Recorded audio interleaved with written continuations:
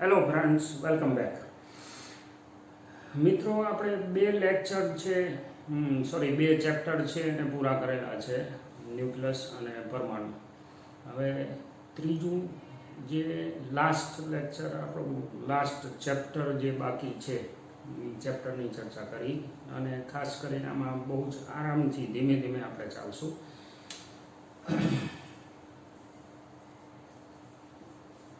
અર્ધવાહકો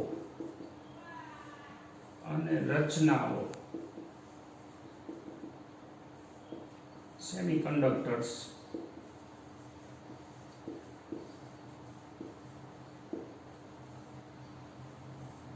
as usual પેલા theory જે છે એની સિક્વન્સ છે એની એક ટેપ વગાડી દઈએ આપણે. એટલે થિયરીમાં જે બેઝ કન્સેપ્ટ છે, એકચ્યુઅલમાં નીટ લેવલે કે પછી JEE લેવલે આ જે ચેપ્ટર છે એ આમ ફ્રી ઓફ તમને MCQ આપે એવું છે. જે MCQ પૂછાય છે એ પ્રમાણમાં ખાસા એવા સહેલા છે. એઝ વેલ આ ચેપ્ટર પોતે પ્રમાણમાં ઘણું સહેલું છે, સરળ, કે જે પ્રારંભિક અમુક કન્સેપ્ટ છે અર્ધવાહકોને લગતા એને આપણે થોડુંક ડિટેલમાં સમજી લઈએ, પછી તો 2-4 સૂત્રો ઉપર જ રમવાનું છે. એટલે થિયરી ખાસ કરીને આની એકવાર ફરીથી રિપીટ કરજો ટેક્સ્ટ બુકમાં, એઝ વેલ એઝ આપણે જે અહીંયા સિક્વન્સ રજૂ કરીએ એમાં. દેન આફ્ટર, જેમ આપણે પહેલાં 2 ચેપ્ટરમાં વાત કરેલી છે એવી જ રીતે MCQની થોડીક પ્રેક્ટિસ કરી લઈશું. એટલે પહેલાં આપણે અર્ધવાહકોની વાત કરીએ તો કન્ડક્શન મતલબ ઇલેક્ટ્રિસિટી ચેપ્ટર 3માં તમે ટેક્સ્ટ બુકમાં ભણીને આવ્યા છો, પણ એમાં જે ચર્ચા હતી મોસ્ટ ઓફ શેની હતી? તો કે વહન જે છે એ ખાસ કરીને આપણે ઇલેક્ટ્રોનના સંદર્ભમાં, મતલબ કે મુક્ત વિદ્યુત ભાર વાહક હોય, ખાસ કરીને શેમાં? સુવાહકોમાં, એની વાત કરેલી છે. એટલે વહનની દ્રષ્ટિએ વાહકો એના આપણે 3 પ્રકાર પાડેલા હતા. એક સુવાહક, બીજું અવાહક અને ત્રીજું 50-50 એટલે કે અર્ધવાહક.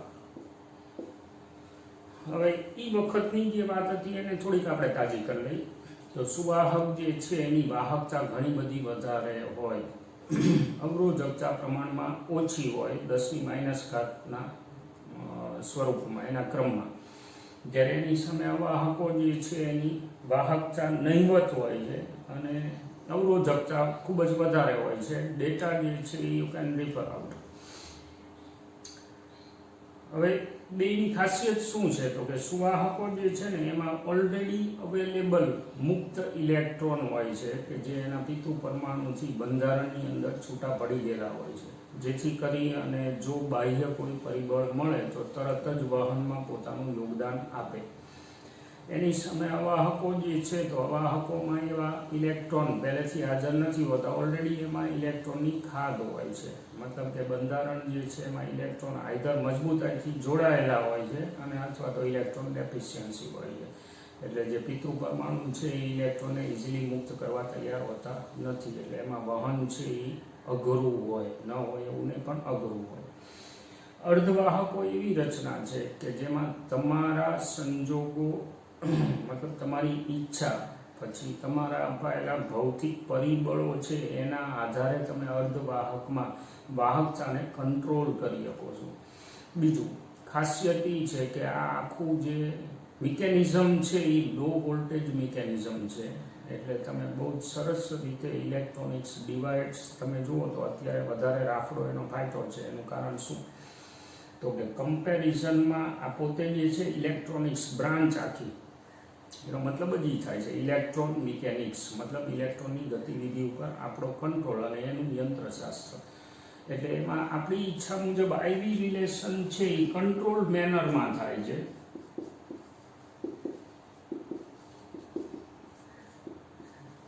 કંટ્રોલ મતલબ એમાં આપણો કંટ્રોલ હોય. જો યાદ આવે તો વહન ઉપર તાપમાનની એડવર્સ ઇફેક્ટ થાય છે, એવું સુવાહકમાં આપણે કીધું હતું.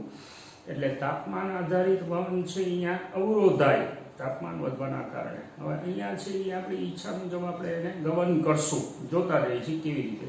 તો સૌથી પહેલાં આપણે અર્ધવાહકનું સ્ટ્રક્ચર છે એને સમજવું પડે. અર્ધવાહકો એટલે કોણ? મોસ્ટલી ચોથો સમૂહ. જેની આઉટરમોસ્ટ ઓર્બિટમાં 4 ઇલેક્ટ્રોન હોય. કારણ કે જો 3 હોય ને તો એ ઇઝીલી રિમૂવ કરવા તૈયાર હોય, ધેરબાય દે આર ડોનર્સ. જો 4 થી વધુ હોય, લાઈક 5, 6, 7 કે એવા હોય ઇલેક્ટ્રોન, તો દે આર એક્સેપ્ટર્સ. બંધારણ, સ્થિર બંધારણ બનાવવા માટે એ લોકો શું પ્રિફર કરે છે? ઇલેક્ટ્રોન એક્સેપ્ટ કરવાનું. પેલા શું પ્રિફર કરે છે? ઇલેક્ટ્રોન ડોનેટ કરવાનું. હવે આ કન્ફ્યુઝનમાં છે બિચારા, ચોથો સમૂહ. એટલે એ કન્ફ્યુઝન ઉપરથી જ આપણને આખું ઇલેક્ટ્રોનિક્સ મળેલું છે. હવે એના મેમ્બર જે બધા છે ચોથા સમૂહના, કાર્બન, સિલિકોન, જર્મેનિયમ વગેરે વગેરે, તો એમાંથી કાર્બન આપણે નથી ભણવું, એટલે કે એનું આખું એક બ્રાન્ચ તમે કેમિસ્ટ્રીમાં ભણો છો, એની variety and lots of things. તો પછી આપણે સિલિકોન ઉપર ફોકસ કરી બંધારણ પહેલાં સમજી લઈ અને પછી આ ઇલેક્ટ્રોનિક્સ શું છે એના ઊંડાણમાં ઉતરી. તો સિલિકોન છે ને, એનો પરમાણુ ક્રમાંક છે 14. હવે એનું સ્ટ્રક્ચર, ઇલેક્ટ્રોનિક સ્ટ્રક્ચર જો વાત કરી તો 2, પછી 8, 8 ને 2 10, 4. ત્રીજી કક્ષામાં 4 ઇલેક્ટ્રોન છે. બીજું, જો ડિટેલ સ્ટ્રક્ચર લખી તો 1s2, 2s2, 2p6, 3s2, 3p2. મતલબ કે નિયોન પછી 4 ઇલેક્ટ્રોન આમાં જે છે એ પડ્યા છે ત્રીજી કક્ષામાં. હવે ત્રીજી કક્ષા જે છે એનો એકોમોડેશન કેટલું છે? ટોટલ 6 પોસિબલ અહીંયા અને 2 અહીંયા, મતલબ 8 વેકેન્સી અંદર ભરી શકાય એવું છે, જેની સામે ઇલેક્ટ્રોન 4 જ અવેલેબલ છે. એટલે ઘટના શું બનશે એ આપણે જોઈ લઈએ. કેમિસ્ટ્રીમાં આપણે જનરલી એવું સમજીએ છીએ કે અષ્ટક પૂરું થવાનું એવી બધી ચર્ચા હોય છે. એટલે કે ટૂંકમાં બંધારણ સ્થિર થવા માટે નજીકનું જે સ્થિર બંધારણ હોય એના જેવું થવાનો પ્રયત્ન કરે. હવે અત્યારે આને આ 4 ઇલેક્ટ્રોન લૂઝ કરવા પોસાય એવું નથી. બીજું આપણને ખબર છે, કમ્પેરેટિવલી આ જે 3s છે ને એની એનર્જી 3p ની એનર્જી કરતાં ઓછી છે, કેમિસ્ટ્રીમાં આપણે ભણીએ. તો પછી હવે બનશે શું? 4 ઇલેક્ટ્રોન છે એ આપણે એવું ક્યાંક ભણેલા છીએ કે ભાઈ ઇલેક્ટ્રોન છે એ પોસિબલ હોય ત્યાં સુધી લોઅર એનર્જી સ્ટેટમાં એકોમોડેટ થાય. તો હવે 4 ઇલેક્ટ્રોન છે, એસમાં 2 વેકેન્સી છે અને ઇલેક્ટ્રોન છે એ 4 બાજવા બેસે. ઇન શોર્ટ મારી ભાષામાં ઇલેક્ટ્રોન 4 બાજે. ભાઈ પહેલાં લોઅર એનર્જીમાં એટલે કે 3sમાં કોણ જાય. હવે આવું જ્યારે કુદરતે જોયું ને એટલે કુદરતને ગયું નહીં આ વસ્તુ. એટલે એમ કીધું કે જાઓ ભાઈ, કોઈએ બાજવું નથી. પ્રશ્ન ક્યાં થાય છે? તો કે આ એનર્જી લેવલ ડિફરન્સ છે કે ભાઈ આની એનર્જી છે એ ઓછી અને આની વધારે છે. એ પ્રશ્ન એટલે છે ને, તો પછી બાજવાનું બંધ કરો, જાઓ હું ડી જનરેટ જ બનાવી નાખું. મતલબ કે એમાં સંકરણ થાય, હાઇબ્રિડાઇઝેશન, અને આઈ થિંક sp3 હાઇબ્રિડાઇઝેશન આમાં થશે. એટલે કે આ જે 4 કક્ષકો છે એ હાઇબ્રિડ થઈ જાય. એટલે હવે એ એસે નથી રહેતી, મતલબ ગોળ ચખેડાય નથી, આંઠડાય નથી, પણ કંઈ નવી જ વસ્તુ બને. અને એ જે નવી વસ્તુ બને એ હાઇબ્રિડ કક્ષકો કહેવાય, જે ડી જનરેટ હોય, મતલબ કે સમશક્તિ હોય. અને જો સમશક્તિ હોય તો હવે એમાં 4 પોસિબલ ઓરિએન્ટેશન થાય અને 4 જે છે એ હાયર એનર્જીના થાય. એટલે 4 ઇલેક્ટ્રોન એક-એકમાં ભરાઈ જાય. એટલે આવી કંઈ ઘટના બને કે 4 ડી જનરેટ ઓર્બિટ બની, એક ઇલેક્ટ્રોન 4 ભરાઈ જાય. એટલે એક્ઝેક્ટલી હાફ ફિલ્ડ આ બંધારણ બને. હવે આને અષ્ટક પૂરું કરવાની વાત આવે એટલે એ શું કરે? બીજા 4 સિલિકોન આજુબાજુમાંથી ગોતી અને એમની સાથે એ બંધ બનાવી અને બંધારણની રચના કરે. એટલે હવે આ જે છે આવું બને. એટલે અહીંયા કોઈ એવું બંધારણ બદલાય છે એવું નથી થતું, પણ એને આપણે ઉર્જા સ્તરોના સંદર્ભમાં થોડુંક 5-1 મિનિટ ચર્ચા કરી લઈ. માની લો કે બહુ સિમ્પલ એક્ઝામ્પલ લઈ લઈએ સમજવા માટે. આપણે પરમાણુ બંધારણ ભણેલા છે, હાઇડ્રોજન ખાસ કરી. એટલે આ હાઇડ્રોજન છે, બરોબર. એનો ઇલેક્ટ્રોન છે એની ઉર્જા કેટલી હોય? -13.6 eV હોય ધરાવસ્થામાં. આ ભણીને આવ્યા. પણ આ ક્યારે? એકલો હાઇડ્રોજન પરમાણુ હોય તો. હવે ધારો કે આની બાજુમાં બીજો હાઇડ્રોજન પરમાણુ આવે, તો હવે થવાનું શું? તો કે આ જે ઇલેક્ટ્રોન છે ને કક્ષાના એના ઉપર ઇન્ટરેક્શન થવાનું, એટલે બળોની એજન્સી તૈયાર થશે. એ એજન્સીમાં જે તે પરમાણુના ઇલેક્ટ્રોન ઉપર બીજા બળો લાગવાના કારણે એના ઉર્જા સ્તરો બદલાય. મતલબ કે આપણે જે કેલ્ક્યુલેશન કરતા હતા સિંગલ માટે એવું હવે ન થાય. એટલે ઇલેક્ટ્રોનની ઉર્જાઓ છે એ બીજા પરમાણુના ધન અને ઋણ ભારના બળોની અસર હેઠળ કંઈક ચેન્જ થાય. એટલે એના ઉર્જા સ્તરો, આને આપણે ઉર્જા સ્તરો કીધા હતા. એ વખતે સિંગલ બળ હતું અને હવે બળ બીજા આવે છે એટલે ઉર્જા સ્તરો, મતલબ કે ઉર્જાના મૂલ્યો છે એ બદલાય. આ જે છે એને એનર્જી બેન્ડ્સ કહેવાય. એકચ્યુઅલમાં આ ટોપિક છે એ ડેપ્થમાં તો બહુ ઊંડો છે, પણ આપણે સમજવા માટે વાત કરી કે ભાઈ નવા જે ઉર્જાના આંકડા બન્યા, મતલબ સ્પેસમાં એવી જગ્યા ક્રિએટ થાય કે જે જગ્યાએ ઇલેક્ટ્રોનની ઉર્જા પહેલાં એકલો હતી ત્યારે નથી, પણ એના સિવાય બીજી કંઈ છે. આપણે એવી રીતે માની લો કે એવું સમજીએ છીએ કે ઇલેક્ટ્રોન જે છે એ બે ભેગા થાય, સહસંયોજક બંધ બને કેમેસ્ટ્રીમાં. એટલે એકચ્યુઅલમાં શું થયું છે તો કે બંનેના બળોની અસર હેઠળ ઇલેક્ટ્રોન કોઈ સ્થિર અવસ્થા પ્રાપ્ત કરે, એ નવા ઉર્જા સ્તરો થયા, એટલે કે એનર્જી બેન્ડ રચાય અને પછી બંધારણ રચાય. એમાં જે સ્થિરતાવાળા સ્તરો હોય ત્યાં ઇલેક્ટ્રોન એકોમોડેટ થાય.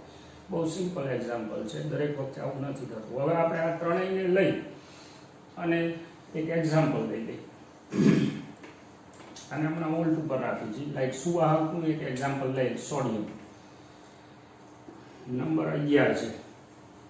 હવે એનું સ્ટ્રક્ચર કેટલું થશે? 2 8 1. એટલે આ તો ભરાયેલા જ છે ઇલેક્ટ્રોન, એ તો ક્યાંય હળે જ નહીં. આ ધ્યાનમાં રાખવાનું, ભરાયેલા ઇલેક્ટ્રોન છે એ ક્યાંય કોઈ એક્ટિવિટી નથી કરતા, કારણ કે એનું ઘર ભરાઈ ગયું છે. પ્રશ્ન કોને છે? ઓલો જે વધારાનો છે એ. હવે આને નજીકનું સ્ટ્રક્ચર બનાવવું હોય તો શું કરવું પડે? તો કે આ જે એક્સ્ટ્રા ઇલેક્ટ્રોન છે ને ત્રીજી કક્ષાનો, એને ઉડાડવો પડે. એટલે આમ જોવા જાવ તો જ્યારે ધાતુનું બંધારણ બને ને ત્યારે આ જે વેલેન્સ ઇલેક્ટ્રોન છે એ મુક્ત અવસ્થામાં હોય, છૂટો પડી જાય પિતૃ પરમાણુથી અને બંધારણમાં અસ્તવ્યસ્ત ગતિ કરતો હોય. પણ હવે એની પાછળ ઘટના શું છે? માની લો કે આવા સોડિયમના n પરમાણુ છે. આ ઓરિએન્ટેશન ખુલેલું છે. કયું ઓરિએન્ટેશન ખુલેલું છે? 3s. બરાબર ને? ત્રીજી કક્ષા એક્ટિવ થઈ છે. આને ભૂલી જાય થોડીક વાર, તો ત્રીજી કક્ષા એક્ટિવ થઈ છે. હવે અહીંયા જગ્યા કેટલી છે? 2. એટલે કે એક પરમાણુ હોય ત્યારે 2 ઇલેક્ટ્રોન એકોમોડેટ થઈ શકે એવી જગ્યા છે. એની સામે ઇલેક્ટ્રોન કેટલા છે? 1 જ છે. હવે ધ્યાન રાખજો કે આની બાજુમાં બીજો સોડિયમ, એની બાજુમાં ત્રીજો, ફરતા ફરતા બીજા ઘણા બધા સોડિયમ આવે, ધારો કે n પરમાણુ, તો ટોટલ પોસિબલ જગ્યા કેટલી? 2n. શક્ય ઉર્જા સ્તરો. પણ હવે આ આંકડા જે છે એ બદલાઈ ગયેલા હશે, એ ધ્યાનમાં રાખવાનું. કારણ કે હમણાં જે મેં વાત કરી, એક હાઇડ્રોજન બીજો હાઇડ્રોજન ભેગો થાય તો ઉર્જાના આંકડા પહેલા જેવા નથી. એટલે એને એનર્જી બેન્ડનું સ્પ્લિટિંગ કહેવાય. એ આપણો અત્યારે ઇન્ટરેસ્ટ નથી બહુ એ ડિટેલમાં, જ્યારે તમે હાયર સ્ટડીમાં જાઓ ત્યારે પડશો સ્પ્લિટિંગ એવું બધું. પણ એવું કહેવાય કે એકના 2 માની લો કે ઉર્જા સ્તરો શક્ય હોય, એક અવળું ને એક અવળું, આવા પ્લસ હાફ ને માઇનસ હાફ, 1ના 2, તો એવા 2n પરમાણુના 2n શક્ય ઉર્જા સ્તરો હોય. હવે એમાંથી ઇલેક્ટ્રોન ભરવાના છે કેટલા? n. તો આમ જોવા જાવ તો મોકળું મેદાન છે. બીજું, એક જ લેવલમાં, અને સંકરણ નથી કરવાનું, એક જ લેવલ જે છે એમાં અડધા ઇલેક્ટ્રોન એક્ઝેક્ટલી ભરવાના છે. એટલે ઇલેક્ટ્રોન ઉર્જા સ્તરોની દ્રષ્ટિએ ઓલરેડી બધા જ ઉર્જા સ્તરોમાં રહેવા શક્ય હોય. મતલબ દરેક સોડિયમ પરમાણુનો છેલ્લો ઇલેક્ટ્રોન ગમે તેની સાથે રહી શકે. બંધિત અવસ્થામાં હોવો જરૂરી નથી, પણ ટૂંકમાં એવા ઉર્જા સ્તરોમાં એ રહી શકે. અને પરિણામે શું થયું? તો કે એના એનર્જી બેન્ડ પિક્ચર તમે જુઓ ને, આવું જનરલી દોરી છે, એટલે આવા કોઈ લીટા નથી હોતા. 2n સ્તરો મેં બતાવ્યા અંદર. 10 હોય તો ટોટલ 20 ઉર્જાના આંકડા છે, પણ એ બધા કેવા છે? ડીજનરેટ છે. કારણ કે 3s માં ડીજનરેટ. 3s માં શું બનશે? તો તો કે બંને ઇલેક્ટ્રોનની ઉર્જાના આંકડા સરખા છે. એટલે હવે બધા જુદા સ્તરો સરખા. હવે એમાં ઇલેક્ટ્રોન ભરાવાના થાય n જેટલા, તો એ બધા ગમે અહીંયા ભરાશે. આ ઉપર નીચે નથી, આ ધ્યાનમાં રાખવાનું. આ બધા જ ઉર્જાના આંકડા સરખા છે એટલે ઇલેક્ટ્રોન બધી જગ્યાએ સરખી રીતે ભરાઈ જશે. હવે એની સામે અવાહક જે છે એમાં જો આવા જ હિસાબ તમે કરો તો એમાં ઉર્જા સ્તરો જ્યારે બંધારણ રચાય એક જ જાતના દ્રવ્યનું, ત્યારે ઉર્જા સ્તરોના આંકડા આવી રીતે સ્પ્લિટ થાય છે. એમાં આ જે છે એને વેલેન્સ બેન્ડ કહેવાય. બહુ ગુજરાતી નહીં કરવા જઈએ આપણે. અને આને કન્ડક્શન બેન્ડ કહેવાય. હવે એકચ્યુઅલમાં શું છે તો કે જ્યાં ઇલેક્ટ્રોનની ઉર્જા ઓછી શક્ય થતી હોય એને વેલેન્સ કહેવાય, ત્યાં ઇલેક્ટ્રોન ભરાય. અને જ્યાં ઇલેક્ટ્રોનની ઉર્જા વધુ થતી હોય ત્યાં ઇલેક્ટ્રોન ન ભરાય, એને કન્ડક્શન બેન્ડ કહેવાય. વેલેન્સનું આ સ્તર અને કન્ડક્શનનું આ સ્તર એ બે વચ્ચેનો ગેપ છે એને બેન્ડ ગેપ કહેવાય. જે અવાહકમાં ખૂબ જ વધારે હોય, સુવાહકમાં ઓલમોસ્ટ નહિવત હોય બેન્ડ ગેપ. એટલે એકચ્યુઅલમાં શું છે, માની લો કે બંધિત અવસ્થામાં કોઈ અવાહક દ્રવ્ય છે, એના ઇલેક્ટ્રોન બંધિત અવસ્થામાં છે.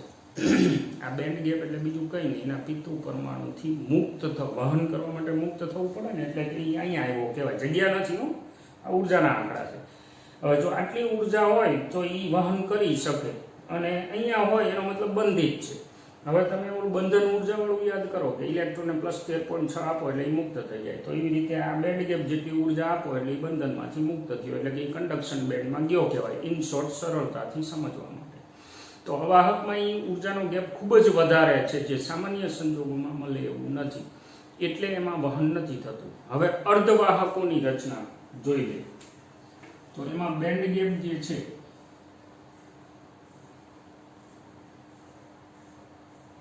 આ લાઈક સિલિકોનની વાત કરી તો 1.1 ઇલેક્ટ્રોન વોલ્ટની આજુબાજુ, અને જર્મેનિયમમાં લગભગ 0.7 EV ની આજુબાજુ હોય છે, EG. એટલે એવું કહેવાય કે અહીંયા એક્ઝેક્ટલી ભરાયેલા ઇલેક્ટ્રોનને અહીંયા જવા માટે ફક્ત આટલી જ ઉર્જાની જરૂર પડે, એટલે એ મુક્ત થઈ જાય. હવે એ કઈ રીતે, એ આપણે આ બંધારણના આધારે સમજીએ. માનો કે હમણાં જે મેં વાત કરી કે સિલિકોન છે એનો એક પરમાણુ, એની 4 ડીજનરેટ ઓર્બિટ બની છે, એક ઇલેક્ટ્રોન અંદર ભરાણો છે, એટલે 4 જગ્યા ખાલી છે. એટલે એ શું કરશે તો કે સિલિકોન જે છે ને એ પોતાની જે આ એક ઇલેક્ટ્રોન ભરાણા છે ડીજનરેટમાં મેં કીધું, એ શેરિંગમાં મૂકશે બીજા કોઈ સિલિકોનને ગોતી.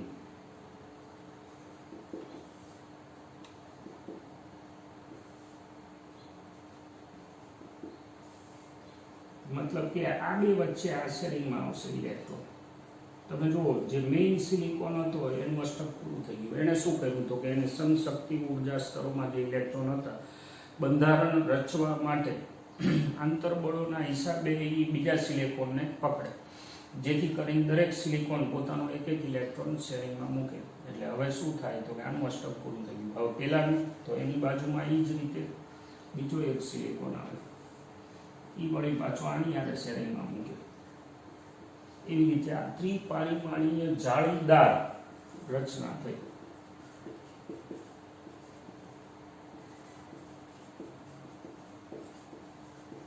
હવે આમાંથી ઇલેક્ટ્રોન તમને મુક્ત અવસ્થામાં મળે નહીં. આ 0 કેલ્વિનનું પિક્ચર છે.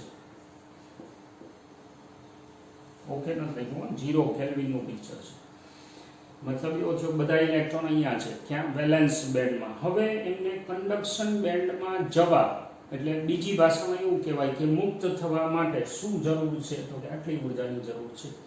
તમે એને 300 કેલ્વિને લઈ જાઓ ફક્ત, એટલે આમ થયું રૂમ ટેમ્પરેચર, એટલે આપણે લઈ જવાનું થતું જ નથી. પણ જો અહીંયા લઈ જાઓ તો આ જે ઇલેક્ટ્રોન છે ને એ ઇલેક્ટ્રોનને આટલી ઉર્જા મળી જાય છે, એટલે અહીંથી છૂટો પડી જાય, બંધારણમાં બીજે ક્યાંક જોડી જાય, એટલે છૂટો પડી ગયો.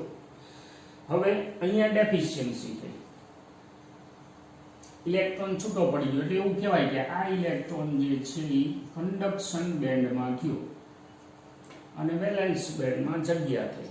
બે વસ્તુ એક જ છે અને આપણે બંધના આધારે સમજી, આ બેન્ડના આધારે છે. બે વસ્તુ એક જ કહેવા માંગે છે. એટલે આવી જગ્યા કોઈ ઇલેક્ટ્રોને જમ્પ માર્યો એવું ન સમજવાનું. એને ઉર્જા મળી એટલે એ મુક્ત થયો, એને ઉર્જા મળી એટલે મુક્ત થયો. એમાં આ જે ઇલેક્ટ્રોન ડેફિશિયન્સી છે ને એને કહેવાય હોલ. અને હવે આ મુક્ત ઇલેક્ટ્રોન છે ઉર્જા ધારિત, મતલબ એની પાસે ગતિ ઉર્જા છે એટલે બંધારણમાં અસ્તવ્યસ્ત ગતિ કરશે. મતલબ શું થયો? આ ઉર્જા તમે આપો એટલે ઇલેક્ટ્રોન છે એ ગતિ કરતો કરતો મુક્ત કરતો કરતો વહન માટેની શક્યતા ઊભી કરે. એટલે આને અર્ધવાહક કહેવાય છે. 50-50. સામાન્ય સંજોગોમાં એ અવાહક જેવું વર્તન કરે, પણ ટેમ્પરેચર તમે વધારો તો હવે એ વહન કરી શકે. હવે ટેમ્પરેચર વધારો તો ધારો કે 300 ને બદલે તમે વધારે લઈએ તો હજુ ચાન્સીસ છે એકાદો ઇલેક્ટ્રોન છે એ છટકે, જો પૂરતી ઉર્જા હોય તો. અને સ્વાભાવિક છે પહેલા ઇલેક્ટ્રોનની રિક્વાયરમેન્ટ કરતાં આની વધશે, કારણ કે પકડ વધવાની છે. પણ તમે ટેમ્પરેચર અનુરૂપ આપો તો એ છટકશે. તો કેટલા ઇલેક્ટ્રોન છટકશે એનું એક સૂત્ર આપણે ફરજિયાત યાદ રાખવાનું છે. કંડક્શન બેન્ડમાંથી વેલેન્સ બેન્ડમાંથી કંડક્શન બેન્ડમાં અર્ધવાહકમાં જે ઇલેક્ટ્રોન જશે એની સંખ્યા AT--PG/2kBT. આ સૂત્ર આપણે ધ્યાનમાં રાખવાનું છે. એમાં આ જે છે એ દળાંક છે, પરમાણુ દળાંક. આ જે છે એ નિરપેક્ષ તાપમાન છે. જે તે દ્રવ્યનું સિલિકોન હોય તો એનું આના માટેનો બેન્ડ ગેપ છે 1.1 eV. જો સિલિકોન હોય તો આ બોલ્ટ્ઝમેન અચળાંક છે.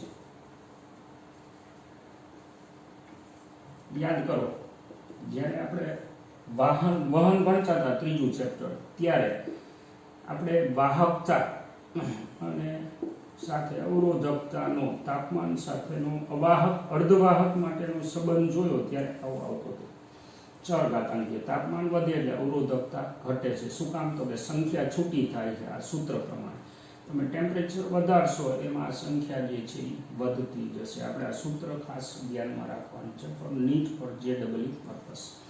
હવે આ ઇલેક્ટ્રોન મળ્યા એટલે હવે તમે આને માની લો કે ક્ષેત્ર આપો, લાઈક આ બાજુ પ્લસ ને આ બાજુ માઇનસ, એટલે થશે શું?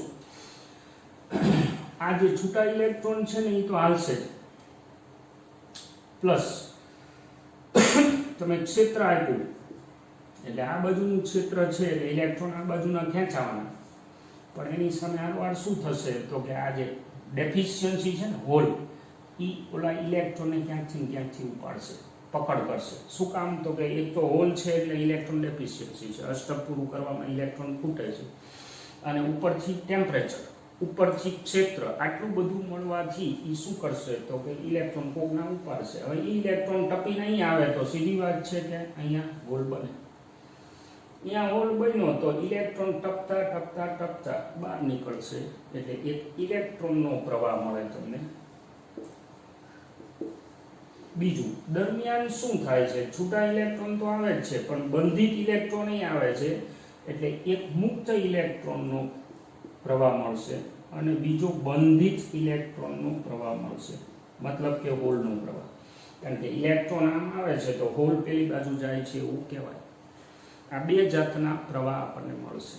એટલે ટેમ્પરેચરના કારણે વહન કરનારાની સંખ્યા આપણા હાથમાં છે. એટલે આપણે જેવું વહન કરાવવું હોય, પ્રવાહ જેટલો જોતો હોય એટલો મળે. પણ ફક્ત ટેમ્પરેચરના આધારે આપણે એને કંટ્રોલ કરી છે એવું નહીં. થોડુંક વધુ વિચાર્યું આપણે કે હજુ સંખ્યાને કઈ રીતે બેલેન્સ કરી શકાય. તો એના માટે વળી પાછું આગળ ઇમ્પ્યોરિટીઝ એડ કરી, સિલિકોન હોય કે જર્મેનિયમ, એ અર્ધવાહકો જે બન્યા, ડોપિંગ કરેલા, અશુદ્ધિ ઉમેરેલા, એમાં વહન પછી એની પ્રક્રિયાઓ, એના આઈવી રિલેશન, એનો સ્ટડી કરતાં કરતાં આખું મોટું વટવૃક્ષ તૈયાર થયું ઇલેક્ટ્રોનિક્સનું. પણ એની ચર્ચા કરશું આપણે નેક્સ્ટ વિડીયોમાં. વિડીયો જોતા રહેજો અને ટેક્સ્ટબુક પર્ટિક્યુલરલી ખાસ વાંચતા રહેજો. આ ચેપ્ટર આપણે કમ્પ્લીટલી શાંતિથી જ ભણવું છે. અત્યાર પૂરતું હું અલ્પ વિરામ કરું. મળતા રહીશું. Thank you for watching.